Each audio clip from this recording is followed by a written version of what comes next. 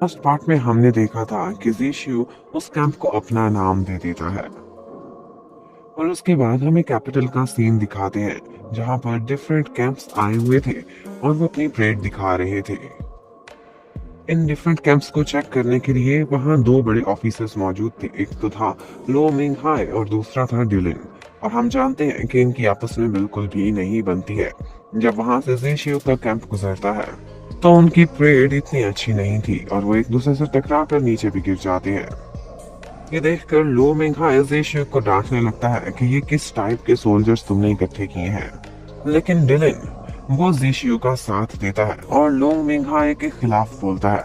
वो कहता है कि टाइम के साथ सीख जाएंगे, इतने लोग इकट्ठे करना है यही बड़ी बात है।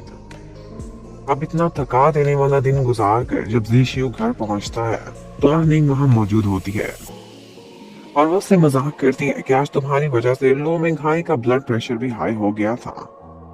इतने में एक सर्वेंट अंदर आता है और कहता है कि कोई लेडी आई है जो कि ज़ीशियो की वाइफ है और उससे मिलना चाहती है। ये सुनकर एकदम दोनों की हवाइयां उड़ जाती हैं। आनिंग उसे जल्दी से अंदर बुलाती है।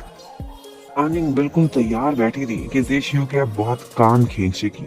लेकिन जब वो लेडी अंदर आती है तो पता चलता है कि वो कोई और ही है। वो एक्चुअली ऑफिसर बिंग थी और वो छुप कर वहां आई थी और उसे कोई अंदर नहीं आने दे रहा था। उसे झूठ बोलना पड़ा। हम बाद में मिस बिंग ज़ीशियो से अकेले में मिलती है और उससे कुछ इम्पोर्टेंट डिस्कशन करने के लिए आई थी। वो उसे बताती है कि फार ईस्ट में क्या हालात चल रहे हैं। वारन फोर्ट जिस पर ऑर्क्स ने हमला कर दिया था, वहाँ के हालात उस एरिया में अभी भी कंट्रोल में नहीं है। वो बहुत परेशान थी क्योंकि उसके ऑफिसर लो वो उसको फंसाया जा रहा था और उसे मारने की साजिशें भी हो रही थी। और इन सारे कामों के पीछे लो मिंगहाई की पुअर परफॉर्मेंस थी। वो बिल्कुल भी प्लानिंग सही से नहीं कर रहा था, कुछ भी अब कंट्रोल में नहीं होता। ज़ीशियो उसे अपनी मदद की यकीन दिलाता है और उसके बाद सीधा जाता है मिलने के लिए डिलिन के पास, क्योंकि डिलिन बहुत ऊंची पोस्ट पर था और उसके पास काफी पावर्स भी थी। ज़ीशियो जब जाता है तो उसे पता चलता है कि डिलिन की पत्नी वो आजकल प्रेग्नेंट है और ज़ीशियो वो चाचू बनने वाला है। पर डिलिन प्रमोशन होने के बाद आजकल बिल्कुल भी घर को टाइम नहीं दे पा रहा था। मिसेस डिलिन ज़ीशियो को वेट करने का कहती है। ज़ीशियो विंडो से जाकर देखता है तो उसे पता चलता है कि डिलिन किसी इंपॉर्टेंट मीटिंग में है और वो जिससे मीटिंग कर रहा था उसे देखकर उसे अंदाजा हो जाता है कि यकीनन कोई बड़ा काम करने वाला है। जब डिलिन वापस आता है तो ज़ीशियो उससे पूछता है कि मुझे लगता है तुम कोई खतरनाक प्लानिंग कर रहे हो, क्या किसी को मरवाना चाहते हो। लेकिन डिलिन बात बदल देता है और उसको ड्रिंक कराने लगता है। डिलिन को पहले ही पता था कि ज़ीशियो उससे लोबो के बारे में बात करने के लिए आया है। ज़ीशियो कहता था कि मैं लोबो ऑफिसर को बचाना चाहता हूँ, उसकी जान खतरे में है, उसके अरेस्ट वारंट भी निकल चुके हैं, वो इनोसेंट है। लेकिन डिलिन उसकी बातों में किसी का भी सीधा जवाब नहीं देता, बल्कि आगे से कुछ और ही बातें करने लग जाता है। कहता है कि जब हम खुद स्ट्रांग ना हो तो कोई ना कोई हमें आकर गिरा देता है, इसलिए इंसान को चाहिए कि वो खुद ही स्ट्रांग रहे, किसी की मदद की जरूरत नहीं होनी चाहिए। और फिर अपनी भी बातें करता है। कहता है कि हम तीनों फ्रेंड्स थे, बिल्कुल भाइयों के जैसे, लेकिन मैं तुम दोनों से डिफरेंट रहा हूँ और मुझे अंदाजा है कि तुम दोनों अब मुझसे पहले जैसा प्यार नहीं करते। डिफरेंसेस है ना, क्योंकि मैं बहुत सख्त दिल हूँ, बहुत क्रूर लगता हूँ ना तुम दोनों को, पर मैं मजबूर हूँ। मैं जितने घिनौने खेल में जा चुका हूँ, अगर मैं ये सारा कुछ ना करता तो आज जिंदा ना होता और यांग मिंगहुआ के बराबर में ही मेरी कब्र होती।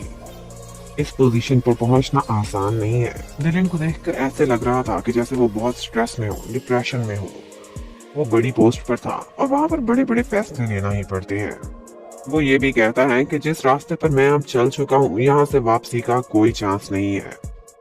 और उसके बाद वो और पॉलिटिकल पोजीशंस के बारे में डिस्कशन करते हैं, जो भी हालात आजकल जा रहे थे। डिलिन को इतना परेशान देखकर ज़ीशियो उससे कहता है कि मैं आज भी तुम्हें अपना भाई मानता हूँ और मुझे तुम पर गर्व है। और ये सुनकर डिलिन कहता है कि मुझे नहीं लगता था कि तुम अब मुझे भाई कहोगे। और वो ये भी कहता है कि लो मिंगहाई मेरी जान लेना चाहता है। पता नहीं इस खतरनाक खेल में मैं जिंदा बच पाऊं या नहीं, लेकिन प्लीज अगर मैं मर जाऊं तो मेरी पत्नी का और उसके होने वाले बच्चे का ख्याल रखना। ज़ीशियो भी उससे वादा करता है कि जब तक मैं जिंदा हूं मैं अपनी आखिरी सांस तक उन दोनों का ख्याल रखूंगा। और उसके बाद हमें लास्ट सीन में दिखाते हैं कि डिलन अपने ऑफिस में बैठा हुआ होता है। उसका असिस्टेंट उसके पास आता है, वो कुछ न्यूज़ लेकर आया था। और यहाँ पर डिलन हमें काफी मिस्टीरियस टाइप का नजर आता है।